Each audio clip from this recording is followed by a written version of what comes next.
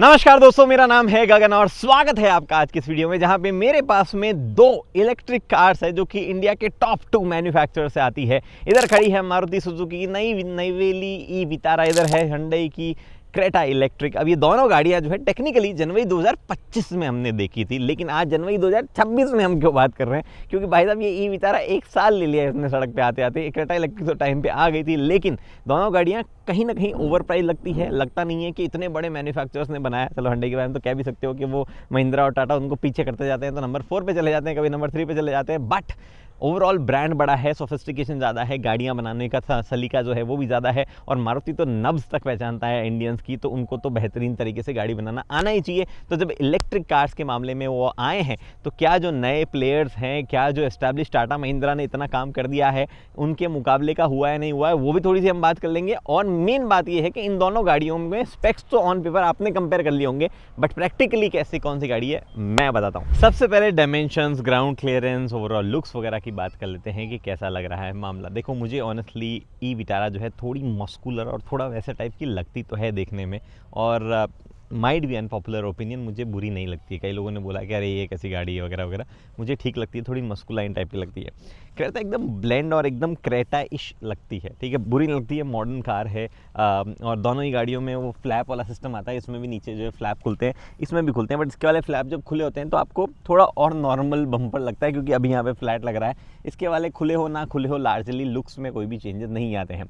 But actual चीज़ जो है वो डायमेंशंस में है। ये गाड़ी जो है ई विटारा, ये थोड़ी सी चौड़ी है क्रेटा के मुकाबले, लंबा व्हील बेस है। मतलब लंबा व्हील बेस कैसे समझाऊँ मैं आपको। देखो, सिंपल सी बात है, इस जगह से लेके इस जगह का जो डिस्टेंस है 2700 mm वो ज़्यादा है, जिसकी वजह से आमतौर पे अंदर स्पेस ज़्यादा होता है। क्रेटा का 2610 है, इसका 2700 mm है, ये फ़र्क है।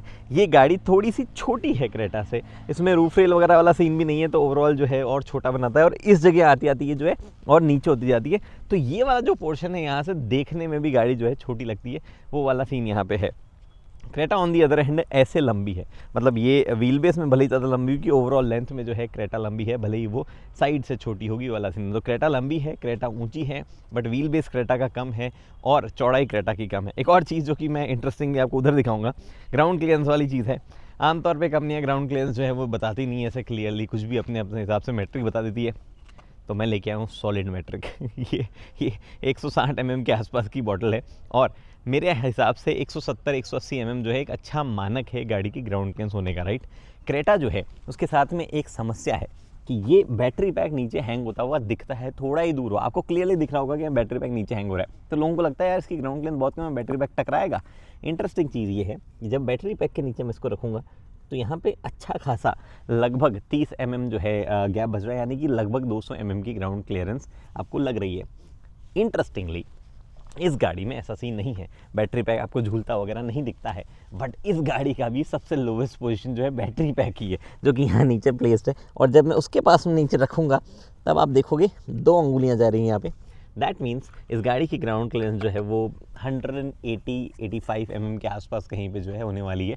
तो क्रेटा जो है उसकी ग्राउंड क्लियरेंस ज़्यादा है, भले ही आपको वो बैटरी पैक जो है नीचे क्लियरली विजिबल। उसका रीज़न ये है, यहाँ देखो स्मार्टली ये क्लैडिंग लगा के छुपाया गया है, लेकिन वहाँ पे जो कोई क्लैडिंग वैसी दी नहीं गई है। तो ये जो प्लास्टिक का पार्ट है इसका फ़र्क है, बट ग्राउंड क्लियरेंस जो है उसकी ज़्यादा है। ऑल्सो अगर आप एक और चीज़ नोटिस करें तो क्रेटा के ओवर हैंग थोड़े ज़्यादा है, मतलब क्रेटा जो है अगर आप यहाँ पे देखोगे तो ये यहाँ से बाहर ज़्यादा निकली हुई रहती है।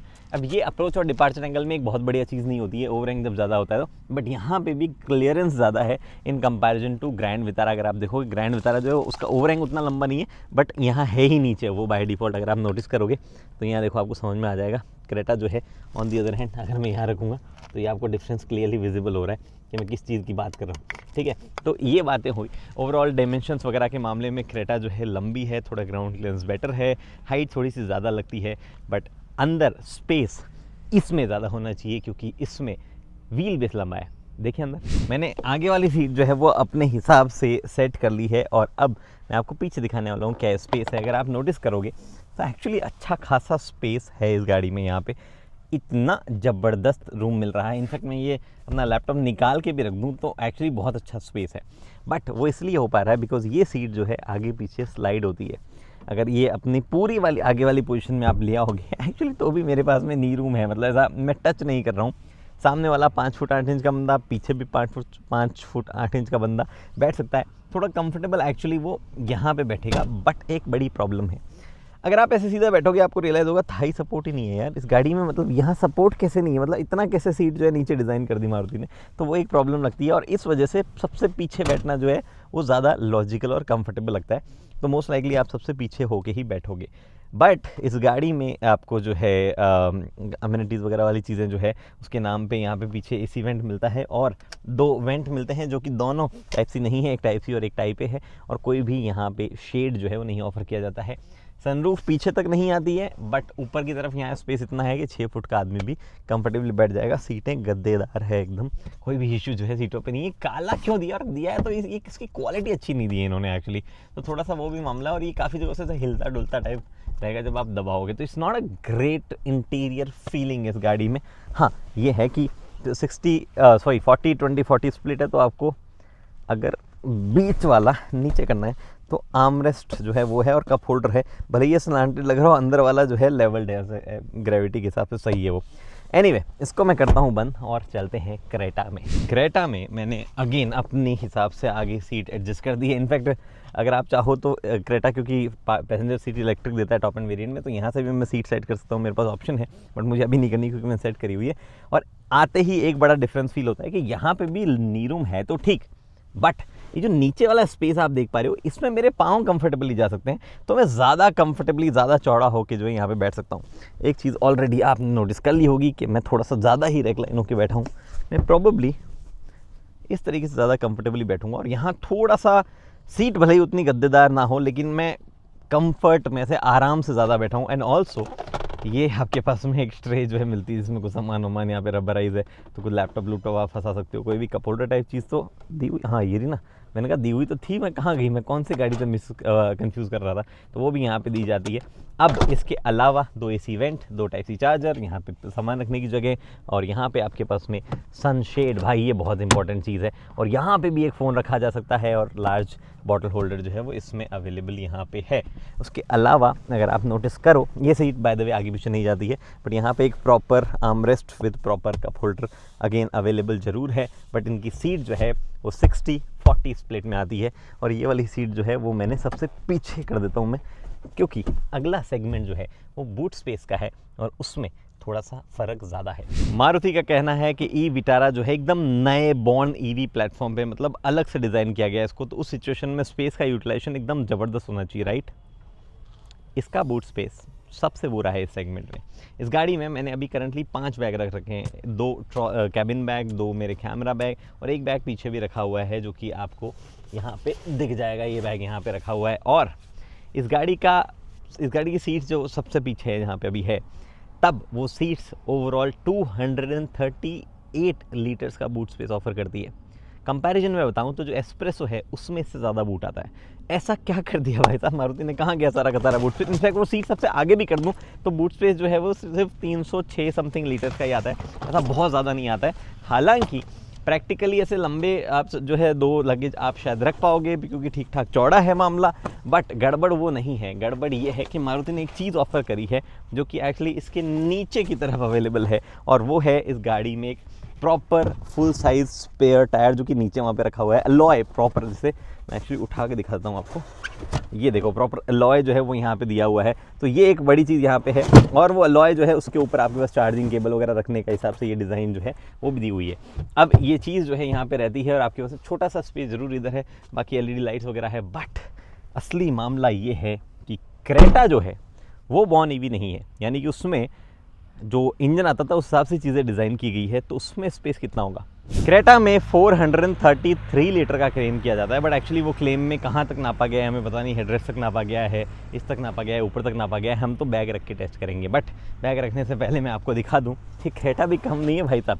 एलॉय व्हील भले ही ना दे, बट स्पेयर टायर जो है वो फुल साइज़ का ही है और उसके आसपास इर्द गिर्द काफ़ी सारे स्पेस अवेलेबल है। जैसे कि मैंने बॉटल रख रखी है यहाँ पे, और स्पेयर टायर के ऊपर ही बहुत ही स्मार्टली जैक एंड टूल्स रखे हुए हैं। बट इस गाड़ी में वो प्रॉपर और ढांचा बना के स्पेसेस दिए जाते तो वो पॉसिबिलिटी हो सकती थी, लेकिन देखते हैं कि एक्चुअल स्पेस कैसा है। रिमेंबर वो सीट्स यहाँ पे पूरी तरीके से, ये वाली पूरी पीछे है और ये वाली में थोड़ा सा स्पेस ज़्यादा है क्योंकि वो मैंने पूरी पीछे नहीं करी थी। बट लेट्स सी कि अगर मैं सेम फैशन में बैग रखूँ तो कैसे फिट बैठते हैं। ये मैंने यहाँ रखा हुआ था, ये मैंने यहाँ रखा हुआ था, जो कि इधर आ गया। और ये बैग जो है कुछ इस एक्चुअली ये बैग पीछे था, यहाँ पे रखा हुआ था, ये बैग यहाँ था और ये बैग यहाँ पे रखा हुआ था। ठीक है, अब एक तो नॉट जस्ट कि इनके बीच में थोड़ी सी स्पेसिंग अवेलेबल है ऑब्वियसली, जैसा आप देख पा रहे हो, जो कि वहाँ पे नहीं अवेलेबल थी। बट अगर आप सही से देखो, जब मैंने ऐसे बैग रखे थे तो ये बैग जो है उसको बूट बंद करते वक्त टच हो रहा था और यहाँ पे ये स्पेस नहीं बचा था। तो ये एक गड़बड़ है। हालांकि खड़ा तो बैग जो है इसमें भी नहीं आ पा रहा है, बट वहाँ पे जो है मामला ऐसा था कि थोड़ा सा स्पेस कम है और वो फील हो रहा है, नो डाउट अबाउट इट। यहाँ पे बूट आराम से बंद भी हो जाएगा। एंड दोनों ही गाड़ियों में कोई भी इलेक्ट्रिक टेल गेट बंद करने का सिस्टम जो है वो नहीं दिया गया है। आई रिमेंबर कर्व में आता था, राइट, जो कि एक्चुअली सेगमेंट के आसपास की गाड़ी है, बट हाँ उसमें एक सिस्टम जो है वो आया करता है। लेकिन बूट स्पेस के मामले में क्रेटा जीत जाती है। बाय द वे, क्रेटा का चार्जर कहाँ पड़ा था? बूट में तो पड़ा नहीं था। क्रेटा का चार्जर जो है वो यहाँ पे रखा हुआ है, क्योंकि इसमें एक फ्रंक भी आता है प्रॉपर। इंटरेस्टिंग, अगेन मारुति ने एक ब्रांड न्यू ईवी डेवलप करी, प्लेटफॉर्म भी नया रखा, बट उन्होंने मामला जो है पीछे शिफ्ट नहीं किया। मोटर्स का फ्रंक वगैरह कुछ नहीं दिया भाई साहब। क्रेटा ने नहीं डेवलप किया, फिर भी उन्होंने कहीं ना कहीं पैकेज कर दिया। एक्चुअली क्रेटा का ये वाला पोर्शन थोड़ा ऊंचा भी है, वो थोड़ी नीचे, डिस्पाइट द फैक्ट कि वो ज़्यादा मस्कुलर लगती है, थोड़ी सी ज़्यादा ऊंची है हाइट में। ये भी ठीक है। अब चलें अंदर फीचर्स की बात। फीचर्स की अगर बात करें, मोटा मोटी तौर पे तो इस गाड़ी में ऑलमोस्ट सारी चीज़ें देखने को मिलती है। ऊपर ग्लास रूफ है आपके पास में, इलेक्ट्रोकॉमिक मिरर है आपके पास में, एलईडी लाइट जो है कैबिन में दी गई है। उसके बाद में इधर जो है एक 10.1 इंच की स्क्रीन है, इधर 10.25 इंच की स्क्रीन है। एंड्रॉइड ऑटो एप्पल कारप्ले मिलता है, वायरलेस वाला मिलता है इसमें। और वो वायरलेस एंड्रॉइड ऑटो चला रहे होते हो तो यहाँ पे गूगल मैप का एक सर्कुलर डिस्प्ले जो है वो भी आ जाता है। वायरलेस चार्जर है आपके पास में, एसी वगैरह के कंट्रोल कनेक्टेड कार फीचर्स है, वेंटिलेटेड सीट्स है, मल्टीपल ड्राइव मोड जो है वो भी दिए गए हैं, कप होल्डर वगैरह हर चीज़ अवेलेबल है। It's not that regular Maruti car जिसमें आपको टिपिकल बहुत ही अजीब से प्लास्टिक मिलते हैं। यहाँ पे ये सॉफ्ट टच दिया गया है, थोड़ा सा बटन्स वगैरह चेंज किए गए हैं, थोड़ा इनफैक्ट जो यहाँ पे पावर विंडोज़ वगैरह का कंट्रोल भी है वो भी थोड़ा बेटर दिया गया। Power Windows one touch up मिलते हैं सारे के सारे, तो काफ़ी सारा नयापन यहाँ पे है। बट ओवरऑल इंटीरियर यहाँ जब तक आप बैठे हो तब तक सही लग रहा है। इसमें ग्लॉसी फिनिश में काफ़ी सारे स्क्रैचेस वगैरह आ जाएंगे और स्पेस वगैरह जो है वो भी ठीक ठाक दिया गया है। जिस तरीके का ग्लव बॉक्स है यहाँ पे या जिस तरीके का साइड में स्पेस है, सब कुछ बढ़िया है। This everything will suddenly change जब आप क्रेटा ईवी में बैठोगे। Creta electric born EV car नहीं है, लेकिन यहाँ पे मामला ओवरऑल सबसे पहली चीज़ तो मैं जो बोल रहा हूँ चेंज हो जाएगा वो ये कि जो लेआउट है एकदम बढ़िया लगता है। एकदम स्क्रीन जो है अलाइंड है, उसकी तरह ऊपर नीचे नहीं है। भले ही स्क्रीन की साइज और स्क्रीन का जो ओवरऑल आपको डार्कनेस वगैरह जो ऑलमोस्ट सेम ही लगती है, थोड़ा सा एरी फील कैबिन में लगता है। इनफैक्ट इस गाड़ी में wireless Android auto Apple CarPlay नहीं आता है टॉप एंड में भी, बट जो भी सिस्टम सेटिंग्स वगैरह दी गई है वो एकदम सॉर्टेड तरीके से काम करती है। आपके पास में साहब बहुत ज़्यादा मल्टीपल स्टेप्स इन्वॉल्व नहीं है। एक डेडिकेटेड पैनल दिया हुआ है बड़ा सा, जो कि कई चीज़ों को शॉर्टकट में डाल देता है, तो वो भी एक इंटरेस्टिंग चीज़ है और काफ़ी सारे काम यहाँ से हो जाते हैं, अनलाइक ई विटारा जिसमें थोड़ा सा स्पेस आपको दिया गया है। तो लॉट ऑफ थिंग्स इन्वॉल्व जो कि एक्चुअली इस गाड़ी को ओवरऑल बेटर बनाती है। वायरलेस चार्जर यहाँ पे भी है, कभी स्पेस यहाँ है, नीचे भी स्पेस दिया गया है, उसको भी यूटिलाइज करने की जगह यहाँ पे 2 कप होल्डर, यहाँ पे भी आपके उसमें कंट्रोल, सीट वेंटिलेशन डायरेक्टली चल सकती है। उसमें आपको अंदर जाना पड़ता है या बोलना पड़ता है कि भाई साहब चला दो, तो वो चला देती है। इनफैक्ट उसका कमांड कैच करने का सिस्टम भी जो है उतना ज़बरदस्त नहीं है। Then both the cars do not offer यहाँ पे कुछ भी कैमरा मिरर वगैरह, और थोड़ा सा बेटर इसका ज़रूर है ये वाइजर, बट ये भी एक्सटेंड नहीं होता है। लाइट मिलती है, इजी कंट्रोल है उसका, रात में मिलते नहीं है। इसमें सनशेड वाला सिस्टम दिया जाता है। एंड इंडिया में भाई साहब इस चीज़ की बड़ी वैल्यू है, इसमें ग्लास रूफ तो दी गई है, पैनोरामिक है और खुलती भी है, उसकी वाली खुलती नहीं है, तो ये भी थोड़ी समस्या जो है वो है। हालांकि मुझे नहीं लगता कि सनरूफ जो है वो नहीं होना कोई मिस वाली चीज़ है, बट लोगों को बाहर निकलने का शौक़ है तो है। चलती गाड़ी में प्लीज़ ऐसा ना करें। अगर आपको अपने बच्चे प्यारे हैं तो प्लीज़ उनको चलती गाड़ी में से खड़ा वड़ा ना होने दें। इसमें भी स्पेस का अच्छा यूटिलाइजेशन है, ग्लव बॉक्स थोड़ा सा ज़्यादा बड़ा है इसका, और ओवरऑल जो स्पेसेस वगैरह है परफेक्टली यूटिलाइज किए गए हैं। नाउ इट डिपेंड्स कि आपको ये वाइट इंटीरियर ज़्यादा गंदे वाले होने वाली फील देते हैं या ये आपको ज़्यादा पसंद है बिकॉज ऑफ एरीनेस, वो आप अपने हिसाब से चूज़ कर सकते हैं। बस जस्ट फीचर्स वगैरह के सोफिस्टिकेशन जो है वो अच्छे हैं। एक चीज़ है जो कि टाटा और महिंद्रा में नहीं है, नॉट ए सिंगल फेलियर। हर चीज़ जो जैसे दी गई है दोनों गाड़ियों में काम करती है परफेक्टली जैसे भी दी गई है, तो ये दोनों गाड़ियों के बारे में एक बढ़िया चीज़ है। बट ऑन पेपर जब आप देखोगे तो ई विटारा ज़्यादा पावरफुल है। चला के देखते हैं कि कौन सी गाड़ी कैसी फील हो रही है। ओके जी, तो गाड़ी जो है वो चलने वालने में कैसी है, पहले चला लेते हैं क्रेटा, फिर मैं चलाऊँगा ई विटारा। अब देखो विजिबिलिटी वाइज तो जो है ये गाड़ी काफ़ी सॉर्टेड है, लंबे ORVMs वगैरह है, एडास में भी जो है ब्लाइंड स्पॉट मॉनिटरिंग वगैरह सारे फंक्शन अवेलेबल है आपके पास में। बैठ के भी यहाँ से मुझे एकदम बढ़िया कॉन्फिडेंस जो है वो आ रहा है, कोई भी इशू वहाँ पे नहीं है। मैं इसका टेम्परेचर जो है 24 पे सेट कर लेता हूँ ताकि फेयर कंपैरिजन ये भी हो जाए कि दोनों गाड़ियों में से कौन ज़्यादा हल्ला करता है। इसमें by the way dual zone climate control आता है। एक और चीज़ उसमें पीछे अगर आप वहाँ पे देखोगे तो V12 वाला फंक्शन भी आता है, तो चार्ज वार्ज कर सकते हो, कैबिन के अंदर ही सिस्टम जो है वो दिया गया है। बट चलने में कैसी लगती है, इट्स वेरी स्मूथ। इस रोड पे पीछे से कोई नहीं आएगा तो मैं रुक सकता हूँ। और अगर आप देखोगे पिकअप वगैरह जो है काफ़ी स्मूथ और वैसा है, कोई भी इशू मुझे नहीं है जिस भी मोड में हूँ, मतलब नॉर्मल मोड में भी हूँ। और अगर मैं चेंज करना चाहूँ तो I can also change to sport, और अगर आपको इकोनॉमी मोड में थोड़ा सा ऐसा होता है कि ऐसा लग रहा है पेडल पे रिस्पॉन्ड गाड़ी लेट कर रही है, और अगर मैं पेडल वहीं दबाए रखूँ और मोड चेंज कर दूँ तो गाड़ी जो है जंप करके से आगे जाने लग जाती है। तो समझ में आता है कि ओवरऑल पेडल पे मामला कैलिब्रेशन का है, और जितना जल्दी जितना ईजी मतलब पेडल जिस रेट से दबा रहे हो स्पोर्ट मोड में, उससे उसकी रेट जो है एक्सेलरेशन ज़्यादा हो जाएगी। इकोनॉमी मोड पे उसमें एक्सेलरेशन की रेट जो है वो कम है। बट अच्छी बात ये है कि मान लो जैसे मैं इकोनॉमी मोड पे आ जाता हूँ वापस यहाँ पे, और स्टीयरिंग में भी बाय द वे फर्क आता है। लेकिन इस गाड़ी का स्टीयरिंग मुझे थोड़ा थोड़ा धीरे धीरे हार्ड लगने लगा है, जो कि अदरवाइज़ मुझे नहीं फील होता था Hyundai की कुछ गाड़ियों में। मुझे यहाँ लगता है स्पोर्ट मोड में एक्चुअली ठीक ठाक हार्ड हो जाता है इसका, स्पेशली लो स्पीड्स पे। बट जैसे अभी मैं इकोनॉमी मोड पे हूँ, और अगर मेरे को ऐसा है कि कोई क्विक ओवरटेक वगैरह मारना है, तो ऐसा नहीं है कि इकोनॉमी मोड में पॉसिबल ही नहीं होगा। मैं ऐसा पेडल जब हार्ड दबाता हूँ तो गाड़ी जो है वो लार्जली एक पॉइंट के बाद में फास्ट ही हो जाती है। स्पोर्ट मोड में जितनी फास्ट होती है उतनी फास्ट यहाँ पे भी हो जाती है। मैंने क्या छोड़ दिया, अच्छा कुछ बैग रखा हुआ था। एनीवे, तो वैसे ही फास्ट हो जाती है। तो दिस इज़ ग्रेट कि आप इकोनॉमी मोड में चलाते रहो राजली, और आपका जो है मामला चलता जाए। अब ये कम बैटरी पैक के साथ में आती है, but we have notice the pattern, हालांकि मैंने ये तारा को भी बहुत ज़्यादा नहीं चलाया है, but we have notice the pattern कि इसकी इफ़िशियंसी बेटर है। क्या वो उसके वजन पे डिपेंड कर रही है, क्या वो ओवरऑल जिस तरीके से ट्यूनिंग की गई है उस पर डिपेंडेंट है, या टायर साइज़ क्योंकि इसका छोटा है तो उस पर डिपेंडेंट है। हालांकि ऑलमोस्ट विड्थ वगैरह सेम है, और दोनों ही गाड़ियों में जो है वो लो रोलिंग रेजिस्टेंस वाले डेडिकेटेड टायर्स यूज़ नहीं किए गए हैं। गुडियर जो कि यहाँ पे लगा हुआ है इसमें, उसमें ऑप्शन आता है, और MRF जो उसमें यूज़ किए गए हैं, MRF भी ऑप्शन देता है अलग से डेडिकेटेड EV टायर्स के, बट यहाँ पे दोनों ही गाड़ियों में वो इस्तेमाल नहीं किए हुए हैं। बट फिर भी इफ़िशियंसी जो है ओवरऑल इसकी थोड़ी बेटर है, टू एन एक्सटेंट कि दोनों गाड़ियों में ऑलमोस्ट 10 किलोवाट आवर का बैटरी पैक का फ़र्क है, बट रेंज लार्जली सेम आ रही है। तो ये बड़ा इंटरेस्टिंग सा मेरे को सिस्टम लगा। मैं ये कैसे पॉसिबल हो रहा है, क्या Hyundai ने ऐसी क्या एफिशिएंसी मैनेज करी है कि ज़्यादा जो है मामला सही लग रहा है, और दोनों की लार्जली हाईवे वगैरह पे भी जो है सेम मामला जो है वो देखने को मिल रहा है, विच इज़ इंटरेस्टिंग। और एक चीज़ है रीजन से रिलेटेड जो कि Hyundai में आती है और उसमें नहीं आती है, और जो कि एक्चुअली रेंज को और ज़्यादा बेटर बना देता है। एक तो इसमें 3 लेवल आते हैं, max, level 3, level 2, level 1, 4 mode ये हो गए, and then you can turn it off completely. But अगर आपको चाहिए तो ऑटो पे भी कर सकते हो, जैसे कि मैं यहाँ पे किया, और जैसे ही मैंने पेडल छोड़ा गाड़ी ने हार्डली कोई रीजन हुआ है। लेकिन अब जैसे वो गाड़ी मेरे पास में है, तो मैं जब इसको अब छोड़ूंगा, और वो क्योंकि स्लो होगी तो ये और ज़्यादा स्लो होने लग जाती है। आप देख रहे हो मैंने कुछ भी नहीं दबाया हुआ है, और स्लो होने लग जाती है। तो इसकी वजह से सिटी वगैरह में जो लोग ज़्यादा चलते हैं, या इवन हाईवे पे भी, इसकी रीजनरेशन कैपेबिलिटी ज़्यादा बेटर है। आपको हर बार चेंज नहीं करना पड़ता, और उसमें तो चेंज करने में अलग महाभारत अभी चला के मैं आपको बताऊँगा कि क्या सिस्टम कैसा है।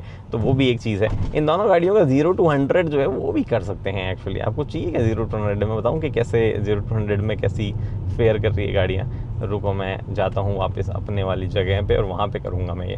बट ओवरऑल हाँ, राइड क्वालिटी वगैरह की बात करते हैं। मैं तब तक देखो राइड क्वालिटी वगैरह के मामले में Hyundai जो है उनका बहुत स्ट्रॉन्ग पॉइंट नहीं रहा है। ठीक ठाक हैंडलिंग, ठीक ठाक राइड क्वालिटियाँ रहती है। सरप्राइजिंगली क्रेटा इलेक्ट्रिक की बेटर है, जो क्रेटा और सेल्टॉस वगैरह जो पेट्रोल डीजल में हमने देखी उनसे बेटर है। अब ये टायर जो दिए हुए हैं, या सस्पेंशन ही जिस हिसाब से हो गए, या ग्रेविटी जिस हिसाब से बैठ गई है बीच में बैटरी पैक की, मुझे नहीं पता कि क्या एग्जैक्ट रीज़न है, बट इसका ठीक है। बट फिर भी जो पैचेस वगैरह, रंबल वगैरह है, उनकी आवाज़ें अंदर आती रहती है, और वो एक चीज़ है जो कि मैंने देखा है कि Hyundai से बेटर मारुति हमेशा ही करता है। तो राइड क्वालिटी वगैरह वाले मामले में मेरे को लगता है ई-विटारा ज़्यादा बेटर होगी। वैसे मैं चला लेता हूँ, चला के देख के लेते हैं एग्जैक्टली क्या सिचुएशन है। बट इसकी ठीक है, मतलब ऐसा बहुत बढ़िया राइड क्वालिटी जो है वो नहीं कही जाएगी फॉर श्योर। ओके जी, तो मैं उस रोड पे खड़ा हूँ जहाँ पे मेरे पीछे से कोई नहीं आएगा, आगे से भी कोई नहीं आ रहा है। 0 to 100 हम करते हैं, स्पोर्ट मोड में है, ट्रैक्शन कंट्रोल ऑफ नहीं किया गया है, ठीक है।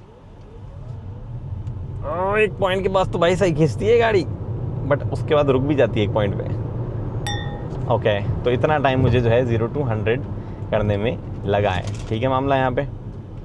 ब्रेकिंग वैकिंग भी ठीक है इस गाड़ी की। एक्चुअली ब्रेकिंग में भी ऐसा कोई खास वो मेरे को नहीं है कुछ हाईलाइट वाईलाइट करना, अच्छी ब्रेकिंग है इस गाड़ी की।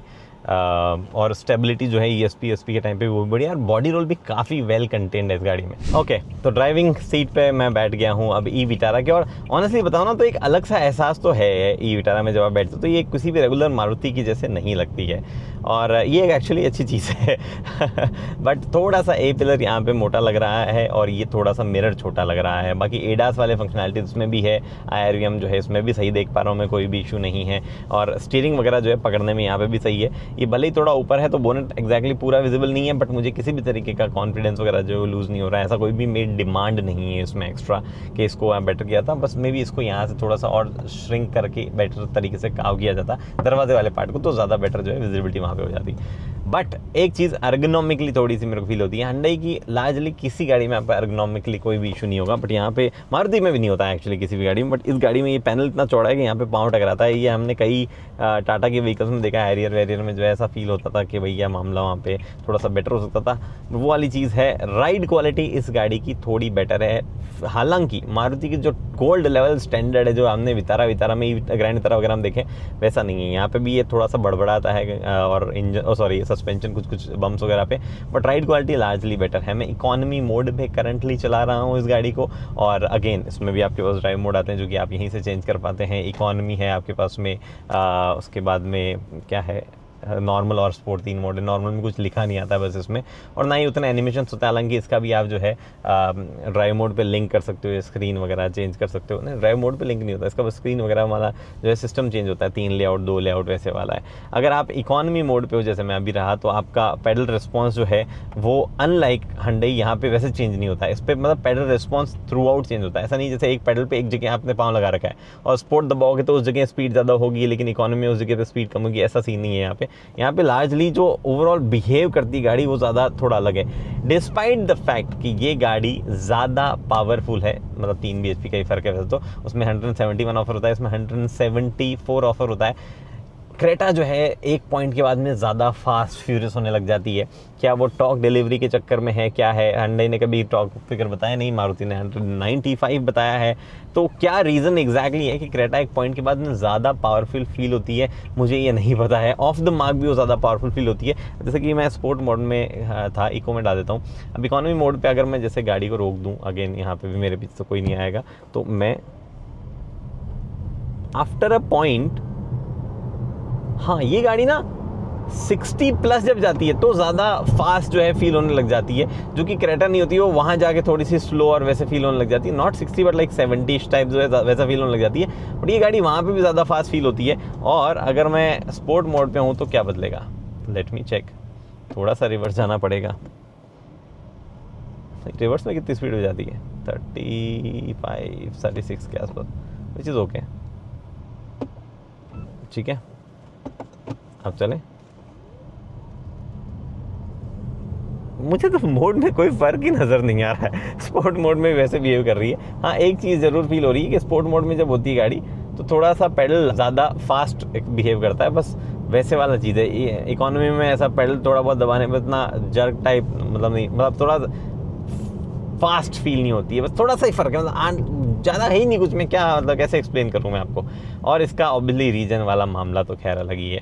अंदर से कहीं से सेटिंग चेंज करो, यहाँ से उसको ऑन ऑफ कर सकते हो। हालांकि वो याद रख लेता है कि आपने किस सेटिंग पे सेव किया, तो ये एक फिर भी ठीक है इसके बारे में, बट वो वाला रीजन लेवल ही अलग है Hyundai का। बट जैसा मैंने बोला, ये थोड़ी सी हैंडल होने में बेटर लग रही है। एक्चुअली ओवरऑल बॉडी रोल वगैरह वगैरह तो सेम ही है, बट ये थोड़ा सा चल गड्ढों पर ज़्यादा बेटर रही है, डिस्पाइट द फैक्ट कि 18 इंच में आती है। और वो 18 इंच का फ़र्क साफ दिखता है, जब आप ख़राब पैच पे फास्ट जाते हो तो हड़बड़ाहट भड़बड़ाहट इसमें थोड़ी सी आती है, तो वाली चीज़ यहाँ पे। एनीवे, और क्या चीज़ें हैं जो कि, हाँ इसकी इफ़िशियंसी, जैसे मैं बोल रहा था, ये उतनी इफ़िशियंट नहीं है ओवरऑल। दोनों ही सिचुएशन में जब हम चला रहे तो 0.6 to 0.7 किलोमीटर पर किलोवाट आवर वो गाड़ी ज़्यादा चल रही है, जो कि एक्चुअली ठीक ठाक डिफरेंस है अगर आप पूरे बैटरी पैक के हिसाब से मामला अगर देखो तो ये एक अलग चीज़ है। चलो जी, इसका भी 0 to 100 करके देख लेते हैं। डी पे मैंने डाली, स्पोर्ट मोड में ये है। ट्रैक्शन कंट्रोल इसका भी बंद नहीं किया है, let's see how it goes.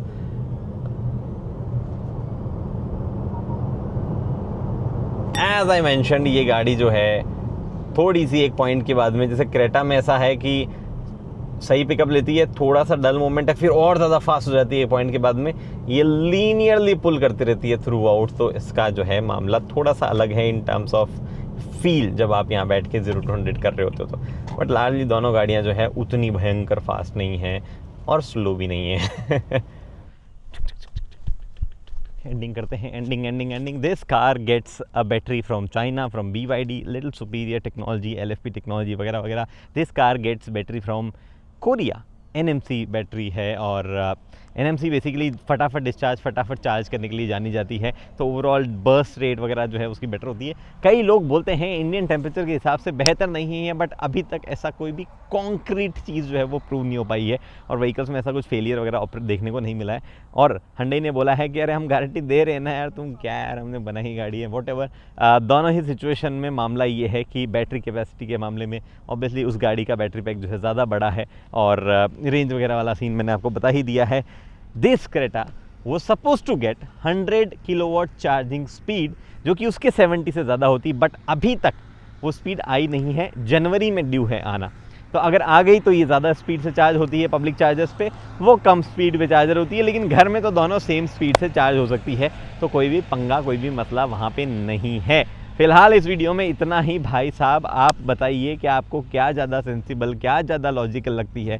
मैंने तो क्रेटा EV वाले वीडियो में कहा था गाड़ी हो गई है महंगी, क्रेटा को कम से कम, Hyundai को कम से कम 2-2.5 लाख रुपए कम प्राइस करनी चाहिए थी क्रेटा EV। अब Hyundai का थॉट प्रोसेस कुछ अलग होगा प्रॉब्ली, हालांकि वो डिस्काउंट ऑफर कर रहे हैं 1.5-2 लाख का, अगर आप बाहर लेने जाओ तो आप ले सकते हो। बाकी मारुति जो है उनका तो अलग ही दिमाग चलता है, तो वो अपने हिसाब से ही डिसाइड करते हैं चीज़ें, और डिस्काउंट वो लार्जली ज़्यादा देते नहीं हैं। तो देखो क्या होता है, जो भी है आपके सामने है। फिलहाल इस वीडियो में इतना ही, उम्मीद करता हूँ वीडियो पसंद आई, उसने लाइक शेयर सब्सक्राइब आप कर सकते हो। अगली वीडियो तक के लिए दोस्तों हेलमेट पहनिए, सीट बेल्ट पहनिए, होगा आपकी गाड़ी में लेवल 2 ADAS, होगा आपकी गाड़ी में 15-20 एयरबैग, होंगे आपकी गाड़ी में दुनिया भर के सेफ्टी फीचर, ऐसा लोहा के घुसाओ तो टैंक भी एक बार यहाँ से उछल के पाकिस्तान चल जाए। लेकिन सड़क पे संयम से चलें और लो बीम पे चलें और लेन को फॉलो करते रहें। फॉग का सीज़न है, पीछे देख रहे होंगे माहौल पूरा है। हैज़ार्ड लैंप चलती गाड़ी में नहीं उपयोग करना है, फॉग में नहीं उपयोग करना है, आपको लाइट चालू रखनी है, ठीक है। नज़दीक कोई गाड़ी आएगी उसको दिख जाएगा। हैज़ार्ड लैंप का लॉजिक थोड़ा अलग होता है। धन्यवाद।